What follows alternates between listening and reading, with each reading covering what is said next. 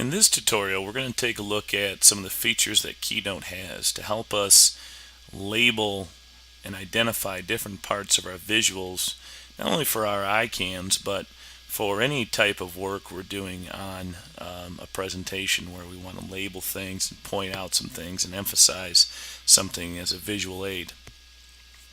In this example, we're going to be taking a look at some items that we need to label in ICANN A4. Now, one of the attributes or one of the things about Keynote that we need to learn about in A4 is we need to learn about the inspector window and where the controls are for that. So to begin, what I'm going to do whenever I want to label really anything is I need to actually create the label or create the text box that's going to help us label that. So I'm just going to simply click the text box control there, and I'm going to go ahead and type in inspector window. Okay. Now, anytime I want to label something, what I want to do is kind of make the labeling text stand out a little bit. So what I'm going to do is I'm going to make it a little bit smaller. Now, that may seem a little weird to make something smaller to have it stand out, but then I'm going to accent it by using some of the controls up here in the corner. Now, I could choose to use a different font to make it stand out from the rest of the font on my page. I'm actually going to let it stay as is, but I am going to change the font color, which is this box right here. And I'm also going to change it to bold so that it really stands out and pops out compared to my other fonts on the screen here.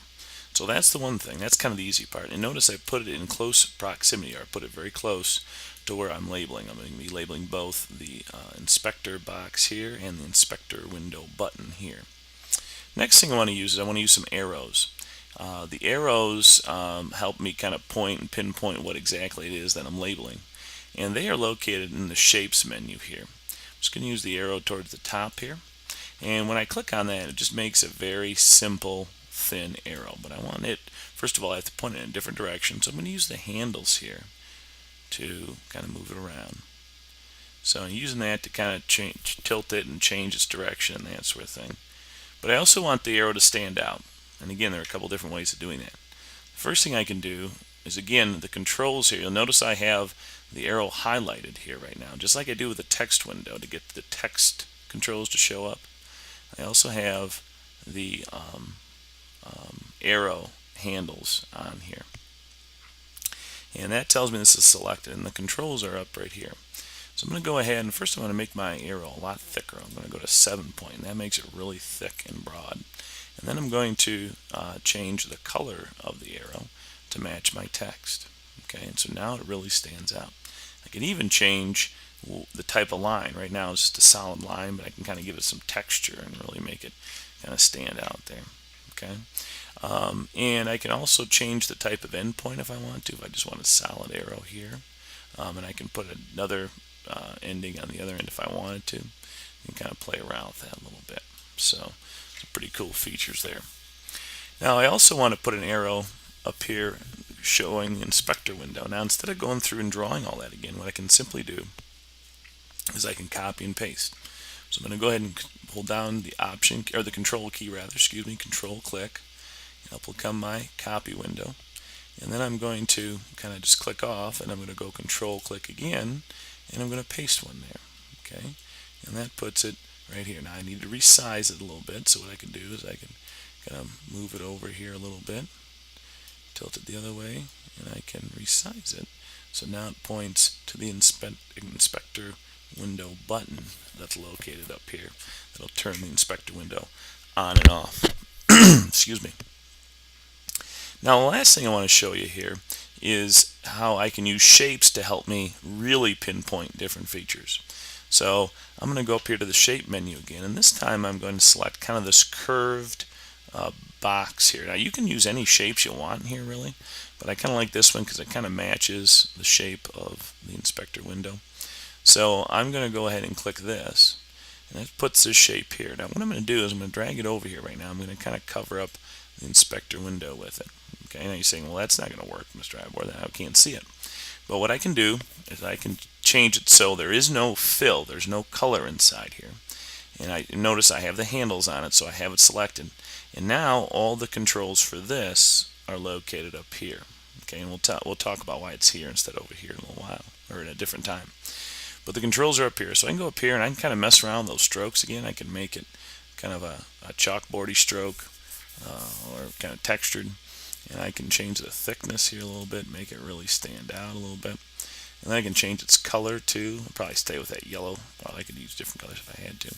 And then finally I'm going to go up here to where it says fill, and I'm going to turn the fill off by selecting this box right here, the slash through. And that turns the fill off. And now not only do I have an arrow pointing here, but I also have kind of a shape highlighting what it is I'm labeling. Okay. Finally, I want to use the same thing here for the inspector button up here. So I'm going to use that copy paste tactic again. Go control, click on it, copy, kind of click off it, control, click, paste. And I'm going to resize this to make it a lot smaller, like so. I'm going to bring it up here and put it around my inspector window button. And so now I kind of have that. I got to kind of play around with it to get to show just right, but you get what I'm trying to do here. And there we go. And so now I'm using some shapes to help me really accent those features that I need to label and point out. So that's how you do it. That's how you can use some shapes and some text boxes and some lines with arrows on them to really point out and accentuate things. Now what I need to do in this, I need to go and I need to highlight, or I need to label the other 6 parts. But again, I can use that copy paste tactic, and I may not use shapes on everything, but I can use the copy paste tactic to do this quickly. That way I don't have to go through and reformat all my arrows and each text box I bring in. I can just highlight this, I can copy this text box the same way with anything else, and then paste it, and then just change the words in here. So for example, if I was going to label text boxes, I can go up here, I can just simply control click, copy, control click, paste, move that over here, change its text to